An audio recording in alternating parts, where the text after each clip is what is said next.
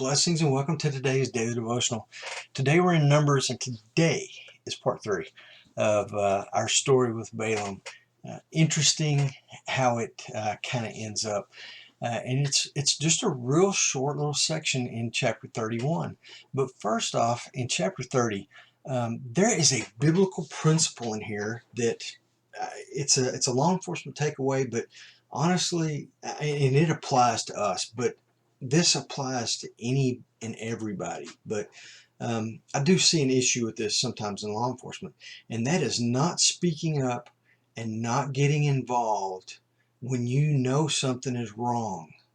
Um, this particular example is talking about a marriage arrangement.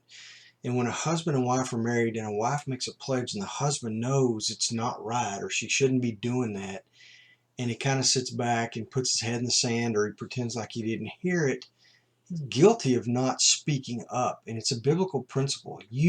When you see something wrong or you're in disagreement, you have an obligation to speak out.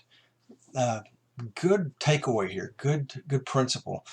But then we get into chapter 31, verse 6, which is kind of where I've been waiting for a couple of days to get to the finale of this, the ending, the last scene.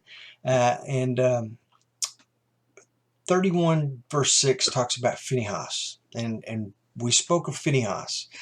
And Phinehas was the guy who was zealous for the Lord. And he saw the Israelite man taking the Moabite woman into the tent.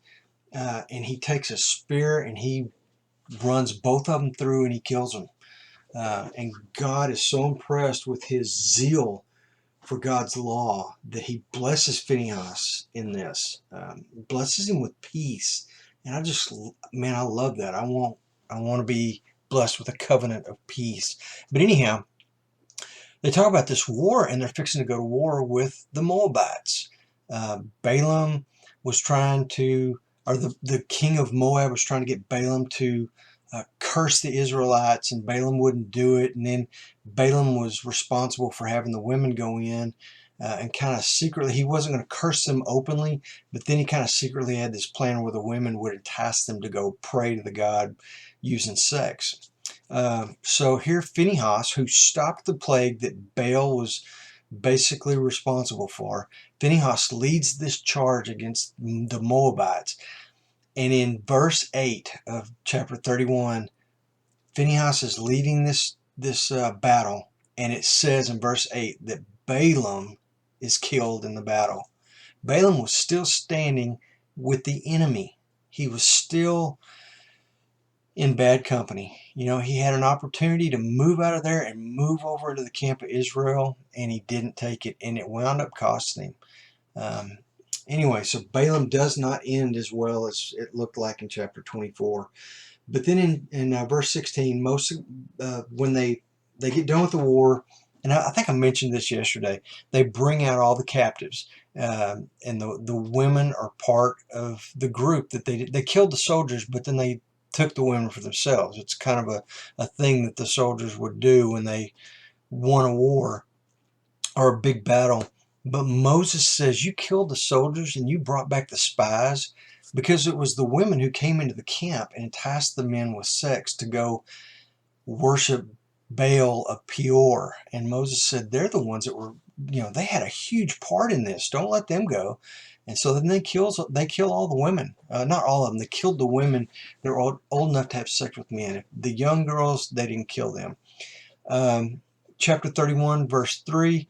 After this war, Moses puts a tax on the men who bring back all the spoils of war, because they still had people back at camp who took care of everything in camp, who got no part of the spoils of war. So Moses taxes everybody that brings stuff back, sheep and goat and cows and all the things they bring back.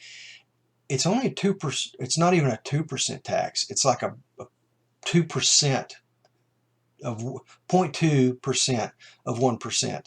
So it's not a huge tax, but it's enough to distribute some of the wealth to the other people, the ones that actually couldn't get up and go fight, to some of the poor and the lame and the people who needed assistance. So just a neat law that Moses puts in place. And we will see King David do something similar to this later on when his soldiers go and fight, and some of them are so tired they can't go any further and they stay behind, and then they come back and David makes this new rule of how we're going to divide the wealth. But we'll see that later in 2 Samuel, I believe. Anyway, tomorrow we're in Numbers 32 and 33. Read ahead, come back here tomorrow, and let's enjoy this Word of God. And in the meantime, you guys be safe.